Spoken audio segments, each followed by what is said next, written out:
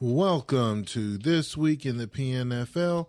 I'm your host, Mark Hill, and along for the ride is Mitch Grawl and Dean Chambers. How are you doing, guys, for the 1st of February? Oh, doing good. Real good. All right. So hope you guys are doing great out there. We had our championship game for our 2043 season. We're going to go through all of that, and mid part of the show, we're going to go over some of the latest news and stuff that's been out there. Obviously, we've had a couple things that's gone out there, and we have a new feature that we have on our league, thanks to Dean setting that up. So we're going to talk about that a little bit, and I think it's going to be pretty much like a little potluck. We don't have any predictions and picks. But what we will do in that third segment is our predictions will be what we think will happen for the upcoming season. So, if you guys are ready, we are going to go ahead and jump right into it. First and only game we have is our championship game that we recently had between Kansas City Chiefs and the Chicago Cardinals. And Chicago ended up taking this game 31-21. We are going to start off with Dean, and then we're going to talk to the coach. Dean, what did you pick up from our championship game? Yeah, I think the difference here is Chicago ran a bit more balanced offense. Darnold completed 59% of his passes, 2 touchdowns. They had pretty good rushing as a team, 114 total, and almost 300 yards of passing. When you look on the other side, the Kansas City running game was very solid at 191 yards and, 6.8 yards per carry, which is better than the 5.2 that Chicago did. So the running game was solid, but the passing game didn't quite, hit the mark. As I remember watching game, a lot of those contested catches that Baker Mayfield the passes he was throwing, there were contested catches that weren't caught. And that really stymied a lot of the drives that Kansas City had. I think it led to them losing the game. I mean, Mayfield was only 19 out of 39, which is less than 50%. He completed 19 passes, and 12 of those passes were completed to one receiver who had 82 yards and 6.8 yards per pass. That often isn't quite enough to sustain effective drives. And then a handful of other receivers caught, 2 or 3 passes each.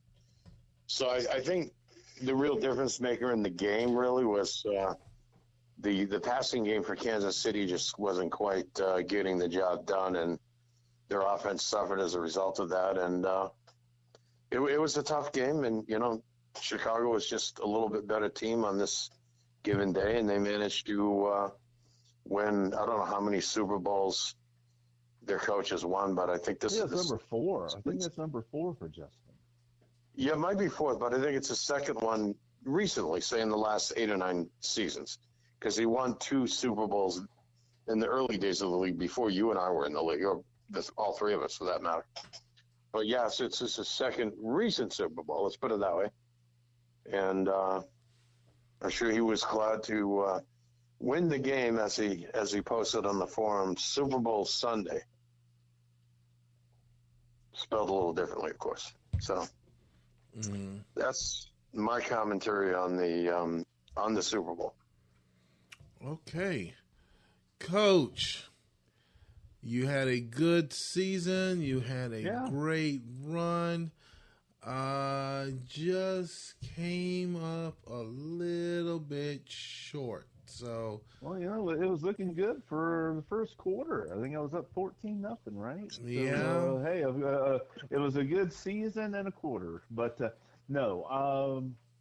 was a good game. Obviously, ended up being that 10-point spread, but overall it was a solid. I think solid, hard-fought game.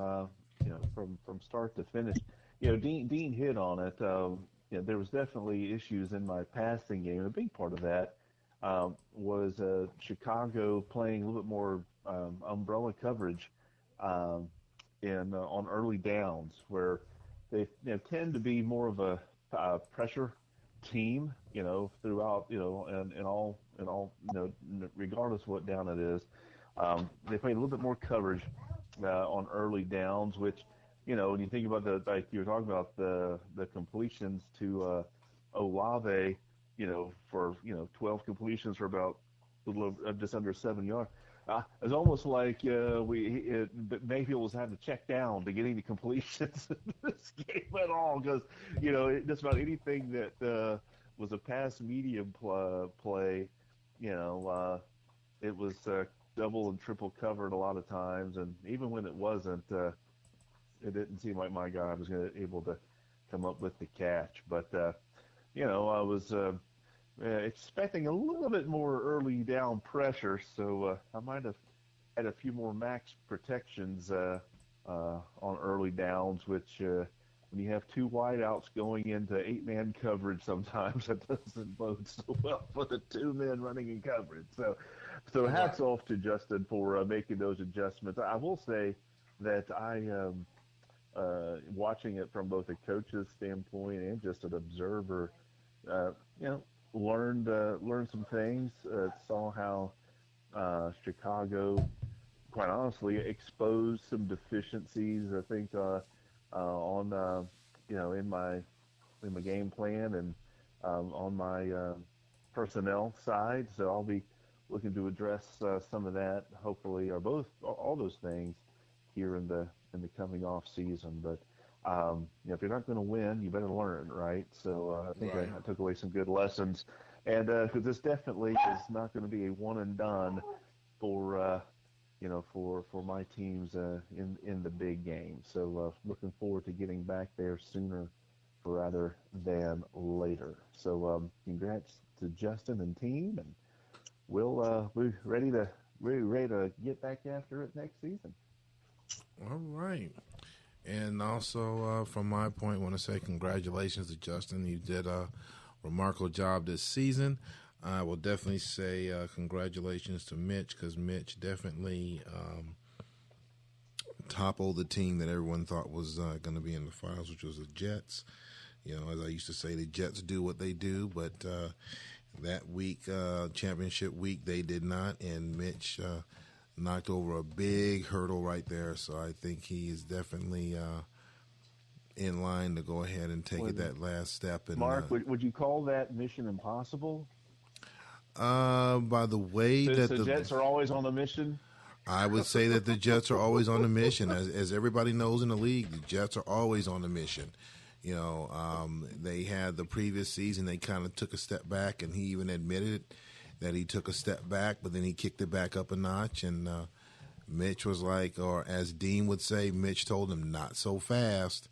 And ended up doing his bit, but just came up just a bit short. But nothing to hang your head on, hang your head down for. I think that definitely you'll be there again next season. So all it is, you're just picking away, just chipping away at it, and you'll be there next season. So, well, I can definitely tell you all this. I know last year some of y'all, busted my chops because when I didn't make the playoffs, I was, coming up with all kinds of crazy analytics and stuff because, quite frankly, I was trying to fill my time, and after having to play 19 games and the prep that goes into 19 games, I'll say I'm ready for a few weeks off. I swear. Yeah. Well, Washington seemed to be on a mission in that 2041 season, and that was kind of the same thing. My team played them in the NFC Championship game and scored the upset, and then went on to lose to the Chargers the following week in the Super Bowl. But, even this last season, Jerry's Washington team went 13-3 again, and couldn't beat Chicago to get to this game. Otherwise, we might have been watching Washington versus Kansas City, which is what I thought we were actually going to be seeing, but we didn't. Right. Okay. All right. So we've gone through the one game that was out there, and game's been played. It's over. It's done with. We can put a wrap on this season, put a bow on it, and we're going to pivot over to what's, I guess, what we got to look up for or look forward to in the upcoming season. So one of the things that I want to talk about for those in our league, Dean was nice enough to set up a WhatsApp account for the PNFL. So I'm going to have Dean talk a little bit about that. I do know that we have, if I'm not mistaken, we have all 18 teams up there, or all 18 coaches, I should say, out there. So, Dean, since you are the father of this, so what do you think the reception's been to this WhatsApp program that you have set up for the league? And then I'll pass it over to Mitch, and then for a quick run through, and I want to give my opinion on it. So go ahead, take off. We set it up as just an alternative to some of the banter that goes on in the emails, and sometimes a lot of discussion breaks for the emails because the forum isn't really conducive to it. It's not. It doesn't. Discussion goes to the forum and dies. It's not very immediate. It's not very interactive. Whereas it's just interactive with emails, and Charlie says take it to the forum, take it to the forum, but discussion generally goes there to die unless they're like voting on a poll on some rules issue or something like that. So this is an alternative to email. It's just as quick and interactive. And there is a link on the forum for everyone else to join. I know some of you haven't joined yet. We urge everyone to do so. And it just makes for a lot easier and quick and immediate discussion. You can get it from your computer. You can get it on your cell phone. It's very quick and easy to use. It was something that Shuggy, the Anaheim Rams coach, recommended. So we set it up. And I would urge everyone to join it and join into the discussions to take place there. All right, Mitch. So what do you think about this new app that we have up so far? No, it's been fun. I mean, we definitely I think, I don't know, probably about seven or eight coaches so far. I think I've seen chatting in there, and we obviously a lot of it has been so far around PNFL games or thoughts, but we're chatting up stuff during the NFL championship games. A few of the thoughts there, and so it's been more than just the PNFL talk. We've had this general sports talk going on, so it's been pretty cool. Been pretty fun. I think the most entertaining was I don't know, a few weeks ago, Dean and Mox got into like a late night conversation about life that they were posting back and forth to each other, and I woke up with about 800 posts in there, but it's been pretty cool. So I encourage folks to join, and like I said, with the Super Bowl coming up and everything, it'll be fun to chat it up during the ball game. Yeah, and well, the other kid started on the forum because he posted on the forum before our Week 16 game, and Nick was basically promising to teach my team a lesson. Mm-hmm. That's right. Well, I'll tell you what, my take on it is that I think it's a good way to interact with the coaches, and actually, we still have the forum page and everything, which is good. But what I have found is for me personally, with the way my schedule can be during the week, I don't have time to jump into the forum on a daily basis. And when I jump into the forum, I've missed so much. The WhatsApp kind of gets a lot of information out there, or it could be used to get a lot of information out there. I would not say it's there to replace the forum. I would say it's more like a supplemental to the forum. If there's something that's going on to the forum and I don't check it on a daily basis, I may miss it completely. But if someone puts out there to the group and says, hey, go look at the forum. Okay, yep, I remember it. Now I go take a look. Hey, there's some things going on in the forum. Go take a look. And I can easily jump on there to do that. I could see it as the draft coming up, and where we would normally have to go into the forum and post things at there, because there's been times where I've been at work and trying to hide on my tablet to do the form or to do the draft. But hey, if I could do it on the phone as another option of texting and saying, okay, here's the guy that I'm picking, not saying that it's a replacement. Again, it could be something to supplement, like a supplement to it. So, I mean, that could be something good there, and also for the trash talk benefit. So, if you guys haven't received it yet, the information on it, just go ahead and jump in on this. I think it's a good idea, and hopefully, Rich and Charlie will agree with it, and we can use this to keep it going. So that's one of the things that I think one of the. I just want to make one more point about this.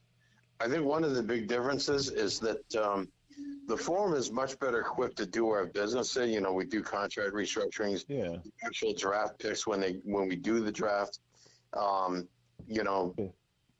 Posting. Yeah, exactly. This is more like coach chat. It's not business; it's coach chat.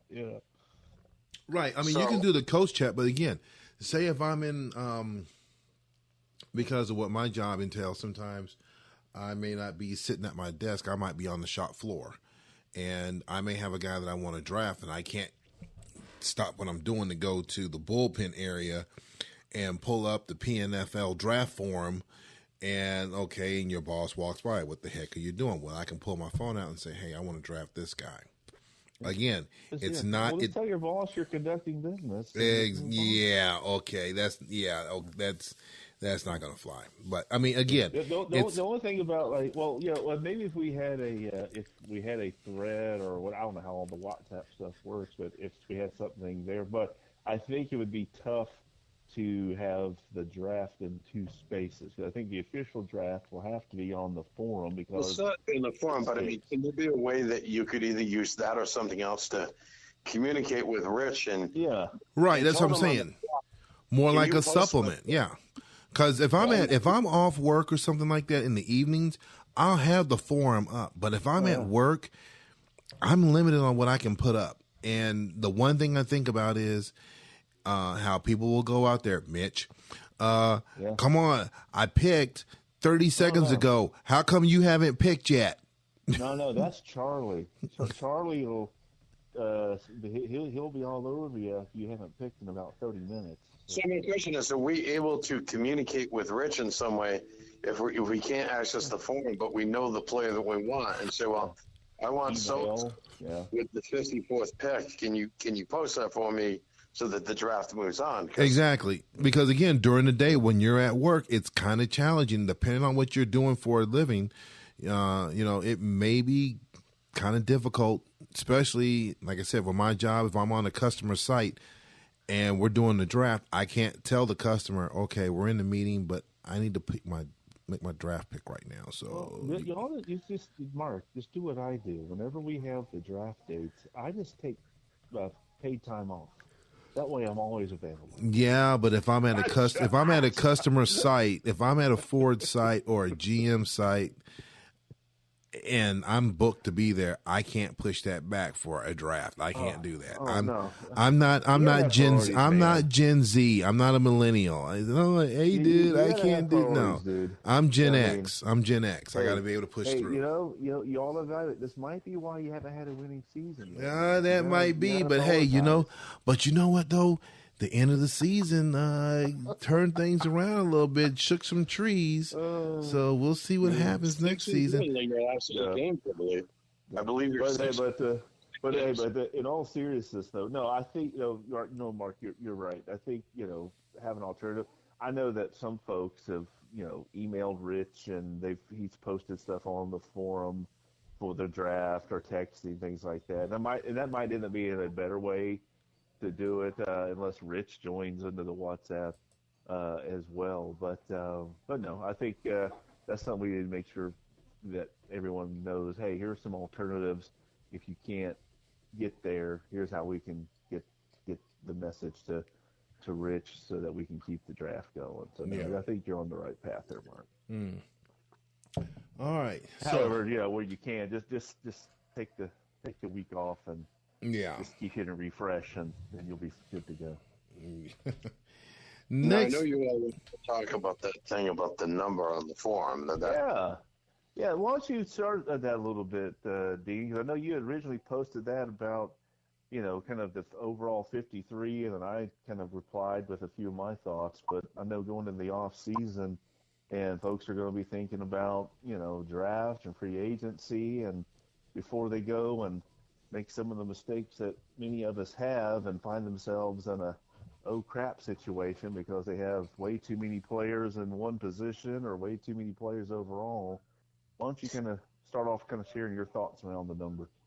Yeah, the basic idea was, as I was remembering many seasons ago when my team was in Washington, and I had made the mistake of getting my team a bit too heavy on veteran players, and a lot of those guys retired, and I had a number of openings on my team, and in the process of some of them retiring and I traded some of them away, I had a number of draft picks, and I was scouring through the free agent pool for some, like recently undrafted free agents. And there were, at the time, that's when our draft pools were a little bit deeper than they are now. So there were several like undrafted rookies and 1 and 2 year players from the previous year. So I drew together lists and free agency opened, and I signed a bunch of players, and I had several draft picks. And we conducted the draft, and then I got a note from Rich, and he said, well, you got to cut down to 63 players. I wasn't keeping track of that number very well.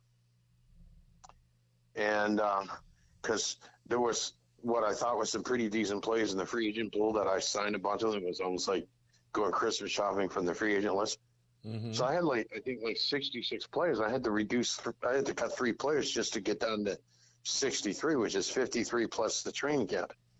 And also what I was trying to make, the other point I was trying to make is even when we're at 63, we need to keep in mind, because we have to cut down to 53 by the end of the season, so you need to keep in mind how many of those players are even going to make your team long term, because it's very easy to sign a few free agents that look like promising players that you never ultimately have a roster spot for going forward long term, because you still have to get down to 53 players at the end of the season.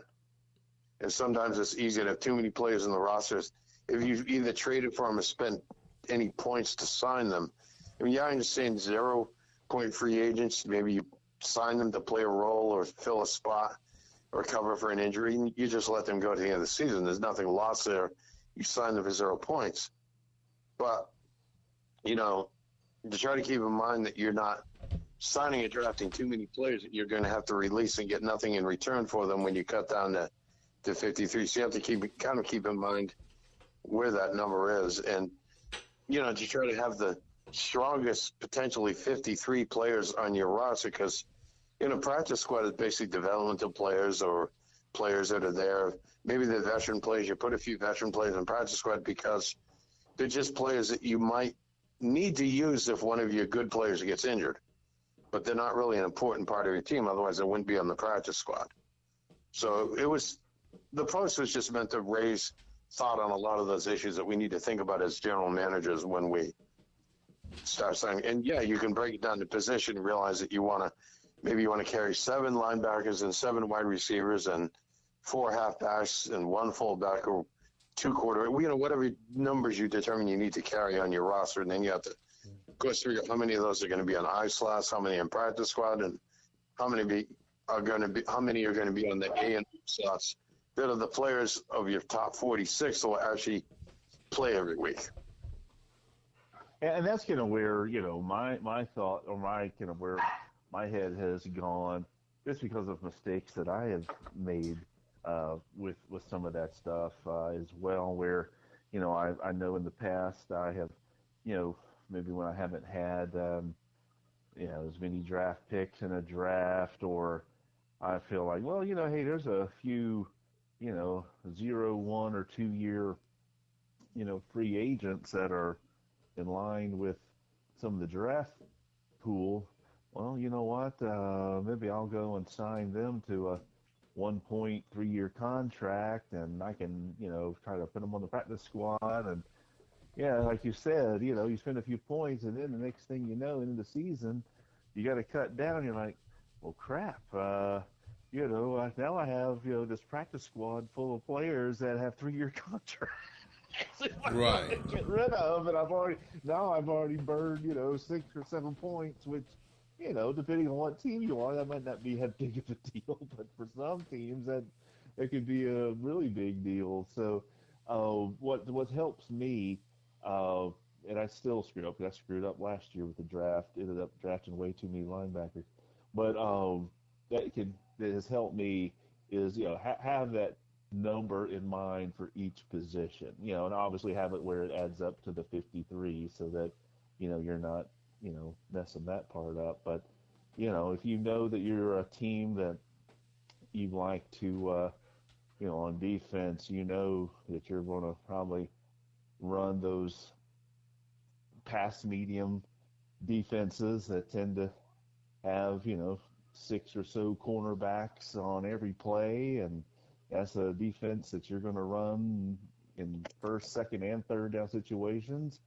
then you know what? Your number for cornerbacks probably needs to be a lot higher than your number of linebackers, and vice versa, and that sort of stuff. And offense, you kind of think of the same way between your tight ends, wide receivers, and running backs. If you're gonna, want to run the ball a lot and want to rotate out, yep, you might want to carry 4 linebackers, and 4 running backs and 3 tight ends. Maybe you only need 5 wide receivers. Who knows? But if you want to, throw it around the yard all game, well, then you probably need more.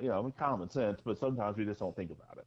So anyway, that would be the caveat there. But I think everything he was talking about is right on the money. It's just to help you out. I think breaking it down to position so that your players meet your style, and you don't find yourself after the draft or at the end of the season kind of going, oh crap, who am I going to put on my practice squad, because now I have 9 linebackers and I really only want to have 5 playing. Why did I draft this many linebackers? Which is what I said to myself last season. But anyway, Mark, what do you think?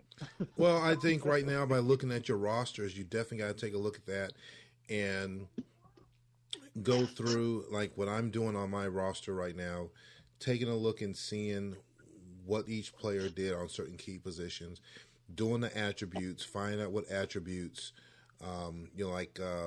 some coaches have talked to me about putting the additional premium on the attributes, but also looking at what's coming up in the draft, so I don't end up getting rid of a player because, I see this guy in the draft that's going to look real good, but the guy on my roster, I can get a couple more serviceable seasons out of him, but I don't, or if one position's not that thick, like say if, for example, I'm trying to think of one area I need some help in right now. Mitch mentioned the linebacker core. My linebacker core is not that great, but, there's some players I think that are serviceable, but I want to make sure that the ones that I think will help me out next season, I want to keep those and just don't cut them loose, because I know I'm over my number, and they may be on my practice squad, but I have guys that's going to go anyway, and try to factor that in. So definitely, I guess it's a long way of saying, look at your roster thoroughly before you make your cuts. Also look at what's in the draft, because we have the draft that's out there. We know we have the spreadsheet. We have the numbers. I think somebody put out what their philosophy is that you guys can use to look at as well before you make your picks. Obviously, I'm probably saying too much because you may use it against me or some other coaches, but I think overall is to keep the interest in the league going. So before you start cutting players just left and right and your practice squad players, look at the draft, see how it works out. I mean, this is the second phase of our game. One is doing your PPPs and playing the games, but this is the one that a lot of guys like, and there's some coaches out there that thrive on this off season to strategize on going into the next season, what players they want in their squad and which ones that they don't. So hopefully that made some sense, but just definitely look over your roster where you start cutting players left and right, and be careful of the sharks that are out there, because there's I'm not saying which ones, you know who you are. There's some sharks out there. Yeah, and that gets us into the next related issue, and there's a lot of trade negotiations going on right now between a number of teams. I know I had some talks that are open and considerations. We do have a handful of teams that still have to cut down to 53. I noticed the Saints posted their cuts today, but I think there's 3 or 4 teams left that still have to post theirs, and we'll probably do that soon. I believe they're due sometime. Due Sunday. Yeah, so I'm guessing that everyone will have their stuff in by then. So, that's going on. And I don't know how much trading will take place when trading opens, and maybe a number of trades, because from what I'm hearing and from what I'm sensing, there's quite a few different teams that are involved in different negotiations for filling different positions. And, some of the, I know, without mentioning any players or teams involved, I know one of the negotiations that I have going on is basically someone has expressed interest in a player that I wasn't expecting to trade at all, and I wouldn't rule it out, but basically the negotiation is, that player could be traded, but, for the right value, obviously. And basically, if I open up that hole in my lineup, I need to fill one somewhere else. That's basically sometimes what it comes down to. And then you look at, can I make another trade for a player at that other position? Can I draft someone? Is there a free agent? You look at how you're going to fill the spot. You sometimes make a trade where you improve one position group on your team, but maybe at the expense of another position group. So then you have to figure out how you're going to deal with that. So, and that's, that comes down to part of what goes on as well. Yep. Any comments on that, Mitch? Well, no, nothing else that I hadn't already said. I just think this is a fun time of year, and I think it's one where, we talked several times around, ratings differentiation and, how much impact it has or doesn't have and all that kind of stuff. But at the end of the day, regardless of where you fall on that issue, right, you want to you'd rather have better players than not, right? And so this is a good time here as we're now early in the off season to, if you feel like, hey, maybe I need to relook at how I'm evaluating the ratings, or, if you have spreadsheets and things out there like I do, maybe you need to think how you're weighting the ratings to match the style of player that you want. Because, I've got my scale, Dean has his scale, Tim has his scale. Everybody's got a scale of some sort with their ratings, and I don't know if one really is. Yeah, I don't know. You say one's better than the other, because at the end of the day, you're trying to get players that fit what you want to run with, and so this is the time to make that evaluation. If you think, I noticed I probably need some more speed, well, then you might want to adjust that scale. If you feel like, every time I watch my game, every player is breaking tackles against me, well, maybe you need to adjust the strength or weighting you have on your defensive players, things like that. So, good time for doing that too. Yeah. Yeah, there's lots of disagreement when we rate or grade draft picks. We see that every draft. Yeah. Somebody says, that wasn't a very good draft pick by this particular team. But then if you talk to their coaches, well, I think when I drafted that player in the 4th round, that was just a great pick. I can't believe that player fell to the 4th round. Mm-hmm. So, there's complete disagreement among many of us on specific players. Someone, a lot of times I think we all pick up players in the 3rd and 4th round and we think they were great picks. And someone else says, well, what were you thinking when you drafted that guy in the 3rd round? There were so many better players available, because we all have completely different ways of how we rate the players, which ratings. Some people think speed and acceleration is more important on wide receivers. Some will think agility and strength and hands are more important, things like that. And I Yep, know everyone Mark, has he's their own very ideas high. of what they're looking for. Correct. Yeah, Mark, I know you're very high on all your players being high in intelligence and discipline. You don't really hear about speed and strength on your players, so we commend you for that. Yeah. Go ahead.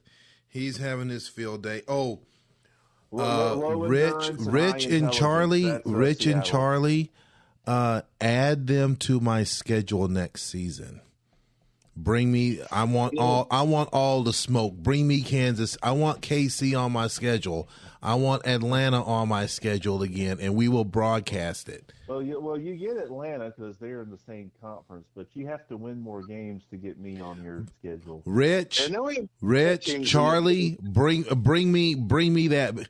Yeah, bring me. I want his scalp. Bring me the Chiefs. I want the Chiefs on my schedule. And then we have a couple teams in the league that think that wide receivers at like 79 and 80 speed are just the best players you can put on your roster. Well, I've got, 3 of them with 81 or below speed, and I'm reevaluating that, to be honest. Uh-huh. To be honest with you. But anyhow, they've done well, but, I might need I might need a couple of more guys that can, out. And the other team that I want to